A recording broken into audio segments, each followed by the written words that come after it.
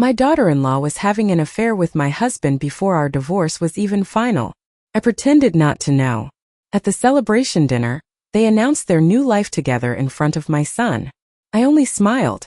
What I did next ended the performance they had spent nearly a year rehearsing. I'm glad to have you here. Follow my story until the end, and comment the city you're watching from so I can see how far my story has reached. My name is Caroline Whitmore. I am 67 years old, and until 8 months ago, I believed betrayal was something that happened in other families. Not mine. Not in the house where I raised my son. Not at a dining table where I had served Thanksgiving turkey, birthday cakes, Sunday pot roast, and every apology my family never had the courage to say out loud. That night began with candlelight. Vanessa, my daughter-in-law, had invited Richard and me to dinner at her house. She called it something simple. Just family. Just a peaceful evening. Just a way for everyone to feel normal again while the divorce attorneys sorted through retirement accounts, property records, and the home Richard and I had shared for nearly 4 decades. I should have known better. Normal is often the mask people wear when something ugly is already in motion. Vanessa opened the door wearing a soft ivory blouse and pearl earrings I did not recognize. She hugged me with both arms, kissed my cheek, and said, "Caroline, you look beautiful." Her perfume was expensive. Gardenia, maybe. Too sweet. Too careful. Daniel stood behind her with a tight smile, holding a dish towel like he had been helping in the kitchen but did not know where to put his hands. "Mom," he said, kissing my cheek.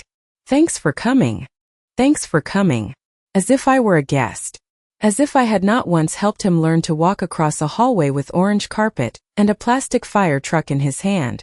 As if I had not sat beside him through ear infections, college applications, heartbreak, and the first time he brought Vanessa home. Richard arrived 10 minutes after me.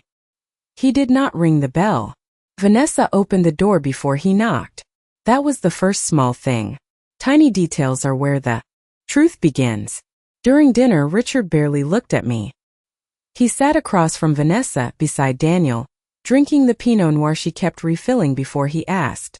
She knew exactly how much he liked in the glass. Not too much. Not too little. Just enough to make him feel attended to. I noticed. After 38 years of marriage, you notice how another woman remembers your husband's habits.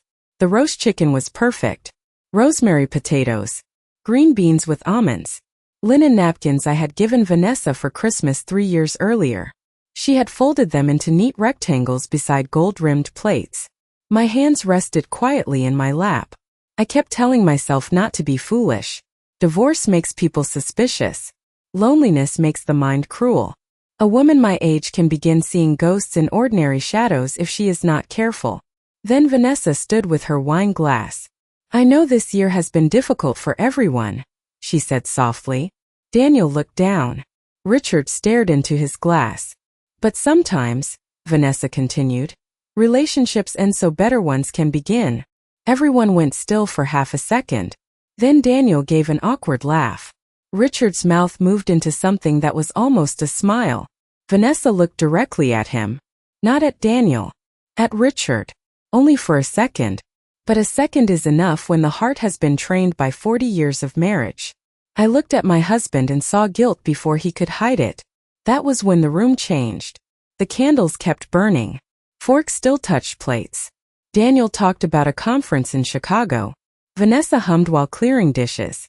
Richard checked his phone and smiled at something on the screen. But I was no longer sitting at dinner. I was sitting inside the first clear moment of my own humiliation. When I reached for my coat at the door, Vanessa stepped close and adjusted my scarf. "Drive safe, Caroline," she whispered. Then she leaned closer. "Change can be hard at first," she said quietly, "but eventually everyone finds where they belong." I looked into her eyes. Blue. Calm. Polished.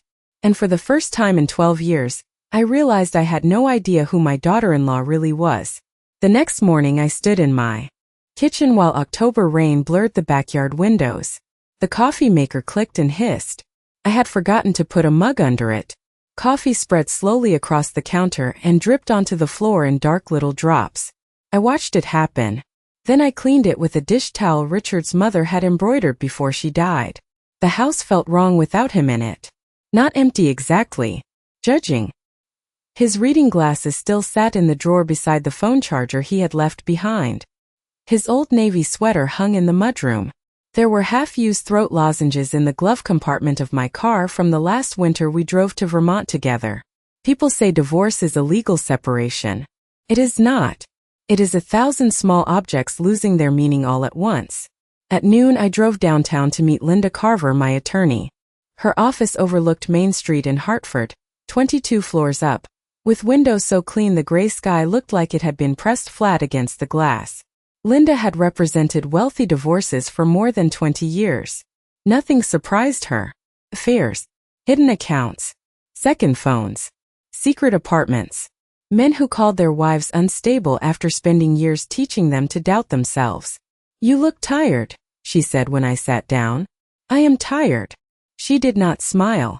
That was what I liked about Linda. She did not decorate bad news. She opened a folder and slid papers toward me. Richard's legal team updated several financial disclosures. Most of it is ordinary, but there are recent charges I want you to review. What kind of charges? Jewelry. High-end retail. Restaurants. Around $18,000 over 4 months. Esther daher. Richard once argued with me for 20 minutes because I bought bottled water at Bradley Airport. $18,000 was not carelessness. It was a pattern. I read the statements line by line. Hamilton Jewelers. $3,200. For weeks earlier. The earrings. Vanessa's earrings. The ones catching candlelight every time she turned her head. I placed one finger on the paper and kept it there until the trembling stopped. "Caroline," Linda said gently, "do you recognize something?" "No," I said. It was the first lie I told in my own defense. On the drive home, I did not take the highway. I drove toward Richard's condo building downtown. The parking garage across the street was half empty. Rain tapped the windshield. My hand sat on the steering wheel at 10 and 2. Like I was taking a driver's test at 67 years old. I felt foolish. Women my age are not supposed to spy. We are supposed to forgive. To remain graceful. To accept silence as dignity and abandonment as maturity. At 4:52, Richard came through the lobby doors. He wore the charcoal coat I bought him for our anniversary. Beside him was Vanessa. She held a white shopping bag against her chest. Richard raised the umbrella before rain could touch her hair. It was such a small gesture. That was why it hurt. He had not done that for me in years. Vanessa laughed. Richard smiled. She touched his arm. He leaned down and kissed her forehead before opening the car door. I did not move. Not when they drove away. Not when a delivery truck honked behind me. Not when my phone buzzed in my purse. I sat there until the rain softened into mist and my breath stopped fogging the window. Real betrayal is quiet at first. It does not scream. It rearranges your memories. That night, I walked through my house without turning on many lights. The hallway lamp glowed beside the staircase. On the table beneath it sat Daniel and Vanessa's wedding photograph. I had dusted that frame for 12 years. Richard stood beside Vanessa in the picture, his arm around her shoulders. She leaned toward him slightly. Back then I had thought it was affection. A father welcoming a daughter-in-law. Now I saw how easily the body tells truths the mouth has not confessed yet. I turned the photograph face down. At 8 Daniel called. "Hey Mom. Just making sure you got home okay last night." I did. "Dinner was nice, right?" "Yes." Vanessa worked really hard on it. That was what he said. Not, "How are you?" Not, "You seemed quiet." Vanessa worked really hard. I sat down slowly in Richard's old chair. "She did," I said. Daniel exhaled. "Dad actually seemed happier than I've seen him in months."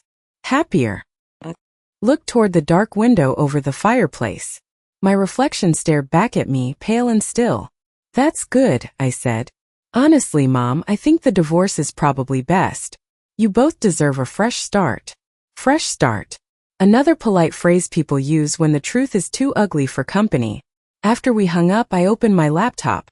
Richard had used the same password for years.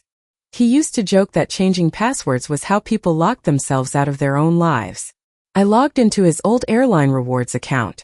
First it looked ordinary. Chicago, Boston, New York. Then I opened the hotel history. Newport, Rhode Island. 2 guests.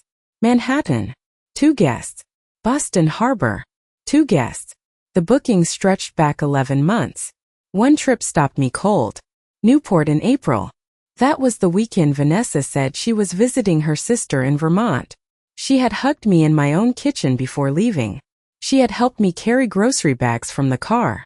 She had said, "You're so sweet to always think of us, Caroline." I remembered the smell of soil under my fingernails from planting hydrangeas that morning. I remembered Richard calling from what he said was a finance conference. I remembered his voice. Distracted. Warm in a way it had not been warm with me. I closed the laptop. The house creaked as the wind moved through the old gutters. For a long time I sat still. Then something else occurred to me. Daniel did not know. My son was not protecting them. He was being used too. That should have comforted me. It did not. It made the betrayal wider, crueler. A thing spreading across all of us while Vanessa smiled at dinner, and Richard pretended time made wrong things reasonable. The next morning, I took Richard's old travel file from the cabinet. Receipts, credit card copies, insurance cards, a small envelope from our Cape Cod trip years ago, still holding 2 ferry tickets and a sand dollar Daniel had found when he was 9. I placed the ferry tickets back carefully. Then I made a new folder. I wrote 1 word on the tab. Evidence. The following Thursday, Daniel invited me over for coffee. "Vanessa's at yoga," he said. "It'll just be us." I almost declined. But a mother can be humiliated by many things and still long to see her child's face. Their house smelled like cinnamon candles and laundry detergent. Everything looked clean enough to be photographed. Cream walls, white marble, brass handles, a vase of eucalyptus branches on the kitchen island. Vanessa had always liked rooms that looked untouched by ordinary life. Daniel sat with his laptop open and his phone beside his coffee. "You okay, Mom?" he asked. "I'm fine." "You've seemed distant." I looked at him. 36 years old. Same crease between his brows he had as a boy when he was afraid of disappointing someone. I wanted to tell him, "Your wife is involved with your father. Your father has become someone I do not recognize. The family you keep trying to protect is already on fire." Instead I said, "Divorce is tiring." He nodded with relief. People like explanations that do not require them to change their lives. Near the refrigerator I saw a framed photograph. Napa Valley. Daniel and Vanessa smiling beside Richard. Richard's arm around Vanessa's waist. Not loose. Not polite. Natural. "When was this taken?" I asked. Daniel glanced over. "June. Dad had business nearby and joined us for a couple days." June. Richard had told me he was in Chicago. I lifted my coffee and set it down without drinking. "Vanessa and Dad get along better than anyone," Daniel said lightly. "Sometimes I think she understands him more than I do." The words landed softly. That made them worse. Then heels crossed the upstairs floor. Vanessa appeared in white athletic clothes, holding a designer tote. She froze when she saw me. Just half a second. Fear crossed her face. Then the smile returned. "Caroline," she said. "I didn't know you were coming by." "I invited her," Daniel said. "Of course." She kissed his cheek and placed her bag on the counter. That was when I saw the earrings again. Diamonds. Hamilton Jewelers. I looked at them until she touched one automatically. "They're beautiful," I said. "Oh, thank you." "Daniel bought them?" Silence. Tiny, but long enough. Daniel looked up. "What earrings?" Vanessa laughed too quickly. "These? They're old. I've had them forever." Lie. Her hand trembled. When she opened a bottle of water. That was the first time I knew Vanessa was not fearless. She was careful. There is a difference. Careful people can be broken by pressure. When I left, Daniel walked me to the door. "Mom," he said quietly, "Vanessa thinks you don't like her anymore." I looked past him at the house I had helped furnish with wedding gifts and anniversary checks and polite silence. "That must be difficult for her," I said. He frowned.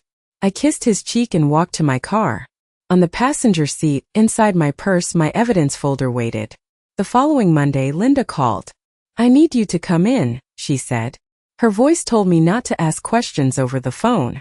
Downtown Hartford looked colorless under cold rain. Linda's conference room smelled faintly of coffee and printer ink. She closed the door and spread documents across the table. Richard transferred ownership interests into a limited liability company 3 months ago, she said. The timing is concerning.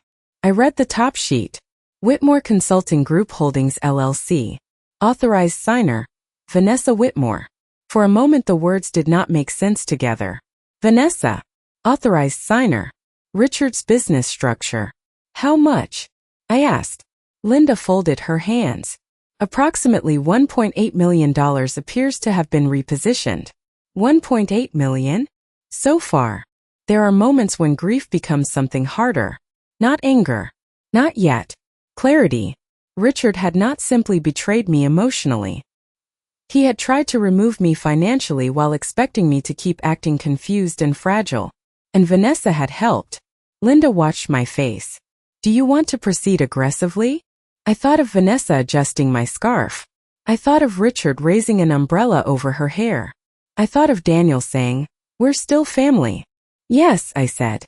Linda nodded. Then we bring in a forensic accountant. That afternoon Vanessa called. Caroline, she said brightly, Daniel and I are hosting Thanksgiving this year. Would you bring your sweet potato casserole? I stood in my kitchen, looking at the old recipe card in my mother's handwriting still taped inside a cabinet door. The same casserole I had made since Daniel was 6. Of course, I said. It wouldn't feel like family without you. Family. She used the word the way some people use fine china. Only when guests are watching. Before hanging up, she added, Richard mentioned you seem emotional lately. I hope you're taking care of yourself. Richard mentioned me. To her. They were discussing my emotional state like partners. Like a team. Like I was already the unstable older woman blocking their future. I lowered the phone. Outside, rain slid down the window in thin crooked lines. I opened the cabinet and took out the casserole dish. Then I took out my evidence folder. Both would be needed soon. Thanksgiving arrived with freezing rain. By noon, I was peeling sweet potatoes in my kitchen, while the television played parade music softly in the living room. I did not watch. The house smelled like brown sugar, cinnamon, and butter. The scent belonged to better years. Years when Daniel would steal marshmallows from the counter. Years when Richard would come up behind me and complain that I always made too much food. Years when I believed the people around my table were held there by love, not convenience. Before leaving, I looked at myself in the hallway mirror. Cream wool coat. Pearl earrings. Soft makeup. Composed. Respectable. Exactly the woman they expected. Vanessa opened the door in a burgundy dress. Caroline, you made it. As if she had not invited me. As if I had arrived from somewhere outside the family. She took the casserole and looked past me. Richard should be here any minute. Not your husband. Not Daniel's father. Richard. Inside, the dining table was set with gold-trimmed china. My china. The set Richard and I bought in Boston for our 20th anniversary. Vanessa noticed me looking. Daniel said I should use the family pieces this year, she said sweetly. Family pieces. Another replacement. Dinner moved like theater. Daniel carved turkey. Richard watched Vanessa. Vanessa refilled glasses. I watched everyone. At one point, Vanessa reached across the table for cranberry sauce. Richard moved his water glass before she could bump it. Automatic. Practiced. Daniel did not notice. No son expects. Betrayal from both his wife and father. Halfway through dinner, Vanessa lifted her wine glass. I'm grateful we can still come together despite everything, she said. Real family survives change. Then she turned to me. Caroline, I truly hope someday you find happiness again too. The room became very quiet. The words were not cruel enough to object to. That was their power. They sounded like sympathy, but they meant erasure. I met her eyes. That's thoughtful, I said. Although I've learned happiness depends greatly on who you trust. Her smile flickered. Just once. Later, while plates were being cleared, I went into the kitchen. From the pantry hallway I heard low voices. She knows something, Vanessa whispered. You're overreacting, Richard said. Then why does she keep looking at me like that? Silence. Then Richard said, just keep acting normal until mediation is finished. Mediation. Finished. I stood beside the sink, holding a plate with cold gravy drying along the edge. They were not afraid of hurting me. They were afraid of losing money. That was when I understood exactly where to press. The Monday after Thanksgiving, I met Linda and a forensic accountant named Stephen Mercer. Stephen was quiet, gray-haired, and precise. The kind of man who could make a room nervous without raising his voice. If funds were concealed intentionally, he said, opening his laptop, there will be patterns. Patterns. That word stayed with me. Patterns were how I had found the affair. Wine glasses, hotel bookings, earrings, photographs, hands resting too comfortably where they did not belong. Stephen spent 3 hours reviewing transfer records, LLC filings, investment reallocations, and electronic authorizations. By noon, even Linda looked unsettled. This was coordinated, Stephen said. He turned the laptop toward us. Vanessa's email address appeared on authorization records, approvals, transfers, entity documents. She was not accidentally involved. She had signed herself into my life's dismantling. Linda looked at me. Caroline, this changes the case. I stared at the screen. She helped him hide marital assets, I said. Yes. And Daniel knows nothing. From what we can see, no. I thought of my son sitting at his kitchen island asking if I was okay. He had been living beside the woman who betrayed him and calling me distant for noticing the smoke. That evening Daniel texted me. Charity Gala Saturday. Vanessa is on the decorations committee. Hope you'll come. I almost laughed. Of course she was on the decorations committee. Women like Vanessa survive through presentation. If the flowers are perfect, nobody asks what is rotting beneath the table. Saturday night, I wore a black cashmere dress Richard once said made me look untouchable. The Hartford Hills Country Club glittered under early December snow. Chandeliers, champagne, perfume, fur collars, polished shoes, people speaking in soft voices about money, golf, and other people's marriages. Daniel kissed my cheek. You look incredible, Mom. For 1 second I almost broke. Because his affection was real. That was the tragedy. Across the ballroom, Richard stood beside Vanessa near the auction table. Too close. Too easy. She touched his arm while laughing. A woman near me lowered her voice. Richard and his daughter-in-law certainly seem close lately. Her husband murmured. People are talking. There it was. The first public crack. Vanessa saw me watching. Her smile vanished. Later she approached me alone. I feel like you hate me lately, she said. Her voice trembled just enough to sound wounded. I looked at her champagne glass. Her fingers were tight around the stem. Hate is a strong word. Then why do you keep staring at me like that? 'Cause I finally see you. But I only said, sometimes people become uncomfortable when they realize someone else knows exactly who they are. She went pale. Not dramatically. Just enough. Enough for me. January brought snow and harder legal meetings. Richard's attorneys pushed for accelerated settlement. Linda slowed everything down. Stephen kept finding records. Transfers. Consulting fees. Deferred interests. Expenses mislabeled as operations. Vanessa's name appeared again and again. Not everywhere. Just enough. Careful people leave fingerprints in places they think no one will check. Then the invitation arrived. Cream cardstock.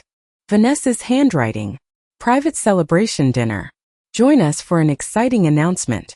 The address was a luxury event space overlooking the Connecticut River. No explanation. No details. I knew before Daniel called. Mom, he said, uneasy. I hope you'll come Saturday. Why? He paused. I think we all need closure. Closure. Another polished word used before someone does something unforgivable in public. Saturday was bitterly cold. Snow lined the river walk.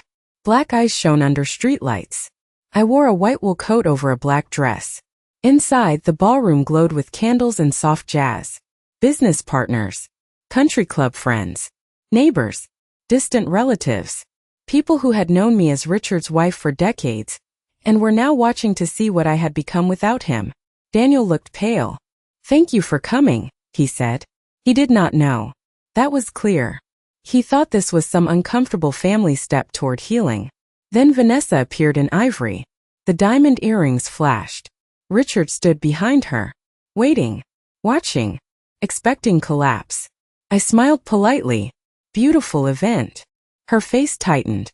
An hour later, guests gathered near the stage. Vanessa stepped up holding Richard's hand. Murmurs spread. Daniel turned slowly. His face changed before anyone spoke. Vanessa lifted her glass. This past year has brought many unexpected changes, she began. Richard squeezed her hand.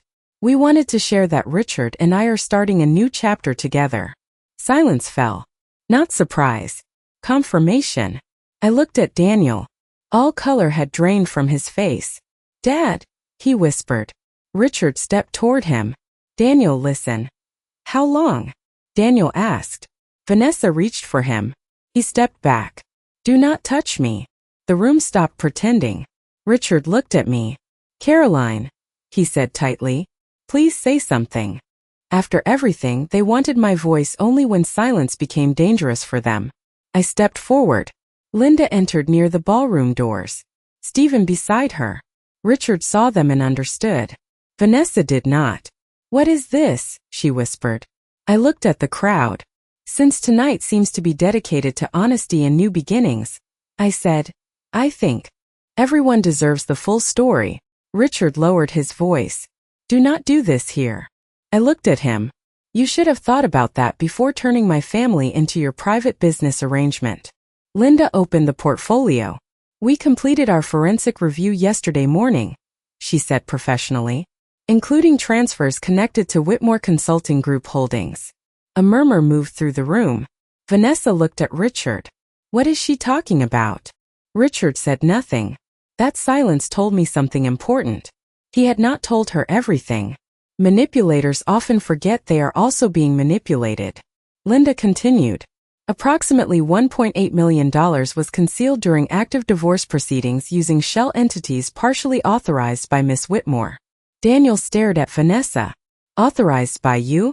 Vanessa shook her head quickly. Richard handled all of that. Wrong answer. Richard turned toward her. Are you serious right now? You told me it was legal, she whispered. The room shifted. People stepped back from Richard. Business partners avoided his eyes. Social death in wealthy rooms happens quietly. No one shouts. They simply create distance. Daniel looked ill. How long? He asked again. Neither answered. They did not need to. I looked at Vanessa.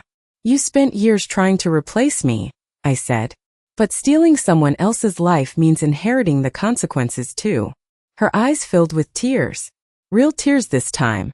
Not pretty ones. Richard tried to speak, but no one leaned in to listen. Daniel walked past him. Past Vanessa. He stopped beside me. That movement did more damage than any speech. I picked up my white coat. The ballroom remained frozen. Then I walked out into the January cold. For the first time in almost a year I could breathe. The weeks after that night were not triumphant. That is what people misunderstand about justice. It does not arrive with music. It arrives with paperwork, exhaustion, unanswered calls, and nights when you sit at the edge of your bed wondering how much of your life was real. Daniel moved out of the house he shared with Vanessa 3 days later. He did not move in with me. I did not ask him to. Some wounds need rooms of their own. He came by one Sunday afternoon while sleet tapped against the windows. I made tea. He sat at the kitchen table where he had done homework as a boy. He looked older. I'm sorry, he said. I stirred my tea although I had not added sugar. For what? For not seeing it. I watched steam rise between us. You were trying to believe in your family. So were you. That hurt more than blame would have. He looked toward the backyard. Did you know before the dinner? Yes. How long? Long enough. His hands tightened around the mug. Why didn't you tell me? I could have said many things. As I was afraid you would choose her. As I was ashamed. Because mothers spend their lives protecting sons from pain, even when pain is the truth. Instead I said, I needed proof. Not suspicion. He nodded. A tear slipped down his face, and he wiped it away quickly, embarrassed by his own grief. She kept saying you were unstable, he whispered. That dad was worried about you. That you were making things difficult. I closed my eyes. There it was. The oldest trick. Turn the wounded woman into the problem so no one has to look at the wound. Daniel left before dinner. He hugged me at the door longer than usual. But something had changed. Not repaired. Changed. Sometimes that is all truth can do. Not restore. Only reveal. The divorce settlement became very different after the forensic report. Richard's attorneys stopped pushing. Vanessa's name did not disappear from the documents, no matter how badly she wanted it to. The court did not care about candlelight, forehead kisses, or how elegant she looked in ivory. The court cared about signatures, dates, transfers, intent. Richard tried to call me several times. I did not answer. Then he sent a letter. Not an email. A letter. His handwriting looked smaller than I remembered. Caroline, I know I have caused pain. I never meant for things to become this public. Vanessa and I made mistakes, but the marriage had been over emotionally for a long time. I hope someday you can understand that I was trying to find happiness. I read it twice. Then I placed it in the drawer with old utility bills and expired coupons. Not everything deserves ceremony. Vanessa left Daniel a voicemail that he played for me weeks later. She said she loved me, he said quietly. Then she said you poisoned everyone against her. I looked at him. What do you believe? He stared at the floor. I believe I ignored things because it was easier. That was the first honest sentence he had said about himself. Spring came slowly. The snow melted around the maple tree where our old golden retriever was buried. I began walking every morning. Just around the neighborhood at first. Then farther. I bought myself flowers every Friday. Not expensive ones. Tulips from the grocery store. Yellow. They sat on the kitchen table where Vanessa had once smiled across candlelight and told me everyone finds where they belong. She had been right about that. Just not in the way she intended. By summer the house felt different again. Not like it had before. Never that. But different in a way I could live with. Linda finalized the settlement in June. Richard lost far more than he expected. Not because I wanted revenge, but because the truth had numbers attached to it. Vanessa and Daniel's divorce began quietly. There was no public statement. No dramatic scene. Just a moving truck outside their house one humid Tuesday morning, and neighbors pretending not to look while looking through every curtain. Daniel came over that evening with 2 cardboard boxes. Family photographs. Wedding albums. A few framed pictures he said he could not keep in the house anymore. We sat on the living room floor and went through them. Some we kept. Some we placed aside. Some neither of us was ready to touch. In one photograph, Richard stood beside me on Cape Cod, holding Daniel on his shoulders. I was younger then. Sunburned. Laughing. Wind pulling my hair across my face. Daniel held the photo for a long time. Was any of it real? He asked. I looked at the woman in the picture. Then at my son. Yes, I said. Some of it was.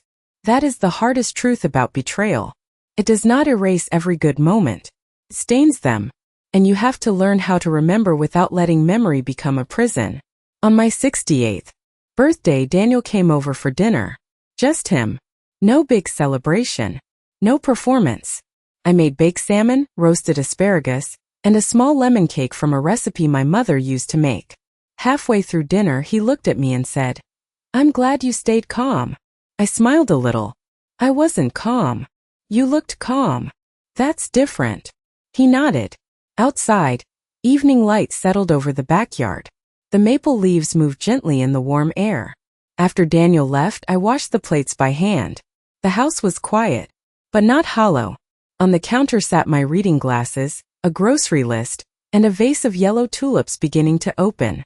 I thought of all the years I spent believing my value came from being useful. Cooking, hosting, forgiving, making everyone comfortable.